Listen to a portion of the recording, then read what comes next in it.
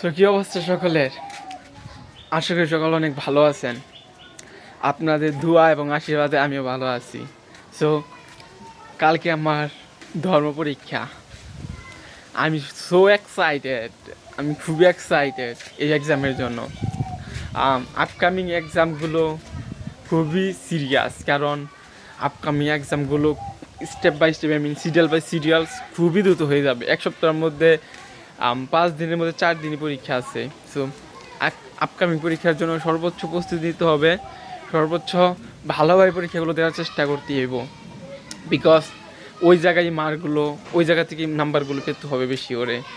আর আমি খুবই খুবই এক্সাইটেড আপকামিং এক্সামগুলোর জন্য।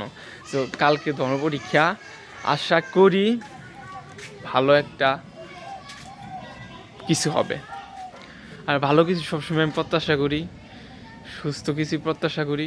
আশা করা যায় যে ভালো একটা এক্সাম আমি দিতে চাচ্ছি, এবং এই জায়গা থেকে ভালো একটা কিছু প্রত্যাশা করি।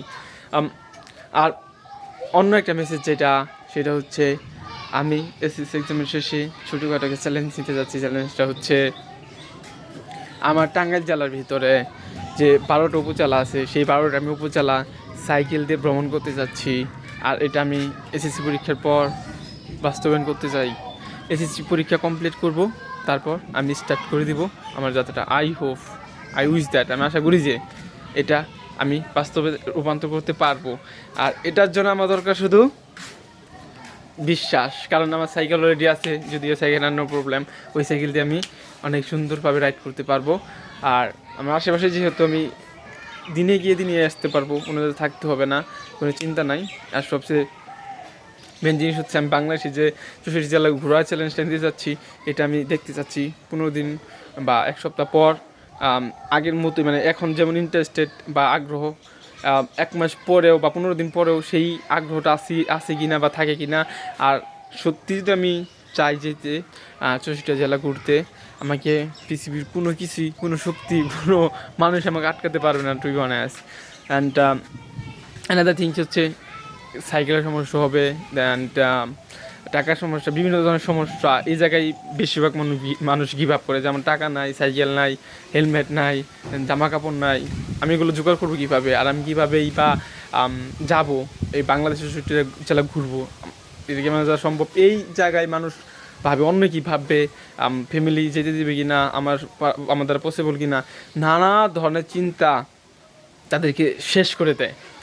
আর এই জায়গায় 99% পিপল স্টক হয়ে যায়, অ্যাকচুয়ালি থেমে যায়, আটকে যায়। আর বাকি 1% পিপল যারা অলরেডি ভ্রমণ করছে বা ভ্রমণ করতেছে, তারাই সফলভাবে ভ্রমণ করতে পারবে এবং ফিরে আসতে পারে, কারণ তাদের ভিতরে বিশ্বাস থাকে, তাদের যা থাকে সেগুলো দিয়ে শুরু করে, এবং যা প্রয়োজন তারা সর্বোচ্চ চেষ্টা করে জোগাড় করে। আর দিন শেষে তারা সাকসেসফুলি ভ্রমণ করে, সাকসেসফুলি বাড়ি ফিরে আসে। আর আমিও তাদের মধ্যে একজন হতে চাচ্ছি বা হতে যাচ্ছি খুব শীঘ্রই। তো এটাই মেসেজ। আমি আমার টাঙ্গাইল জেলা উপজেলাগুলো ভ্রমণ করবো এখন।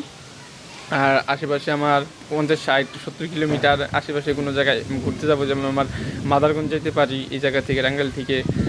এটা অনেক ভালো হবে। এই জায়গায় ওই জায়গায় মামার বাড়ি, ওই জায়গায় সহজে আমি যেতে পারবো। ওই জায়গায় যেতে পারি, তাহলে আমার একটা কনফিডেন্স তৈরি হবে, বিশ্বাসও তৈরি হবে।